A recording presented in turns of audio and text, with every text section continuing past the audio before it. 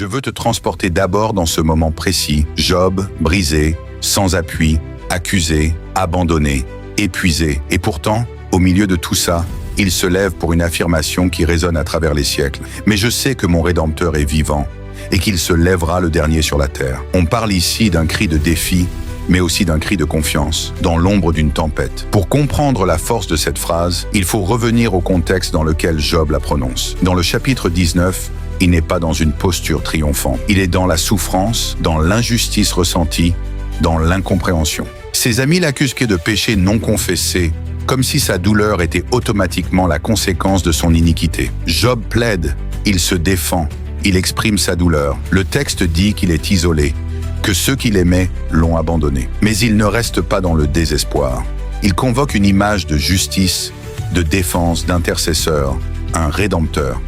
Le mot hébreu utilisé est Goël, Goaël, un concept clé dans l'Ancien Testament, souvent associé aux proches parents qui rachètent, qui défend, qui protège juridiquement, qui relève une cause injustement brisée. Quand Job dit « je sais », ce n'est pas un simple espoir.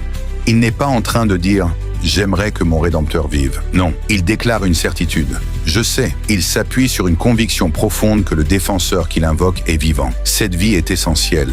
Si ce défenseur devait être mort, inerte, il ne pourrait rien faire. Mais Job affirme qu'il vit, qu'il est actif d'une manière ou d'une autre. Puis il ajoute, il se lèvera le dernier sur la terre. Ce « se lever » est un terme fort. Il évoque l'action, la manifestation, la prise de position visible. Ce n'est pas seulement un soutien de l'ombre. Le Rédempteur viendra prendre place, se révélera publiquement.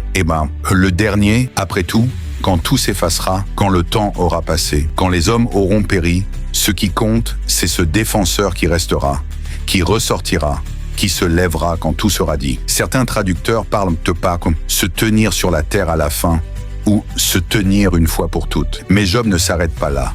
Il anticipe la destruction de sa propre chair. Il sait que son corps peut être ravagé, détruit, consumé. Et pourtant, il dit aussi « Dans ma chair, je verrai Dieu ». La version originale hébraïque est difficile à traduire précisément. Cela pourrait signifier « à cause de ma chair »,« vindiqué dans ma chair » ou « même après la destruction de ma chair ». Les spécialistes débattent. Ce point est fondamental. Pour Job, la victoire, la justice, la relation avec Dieu ne sont pas limitées aux circonstances présentes, aux apparences physiques. Il croit qu'au-delà de la mort ou de l'effondrement, le Rédempteur interviendra d'une manière qui transcende le visible. Certains exégètes y voient une préfiguration de la résurrection. Mais est-ce que Job comprenait cela comme nous le comprenons aujourd'hui avec le recul de la révélation chrétienne? Probablement pas totalement.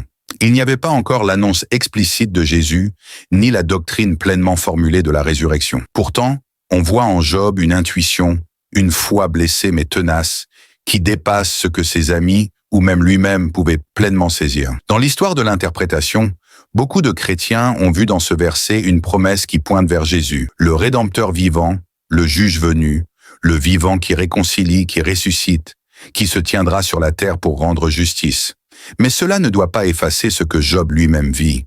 Dans son époque, dans son épreuve, dans son angoisse, il ose dire « Je ne suis pas seul, j'ai un défenseur ».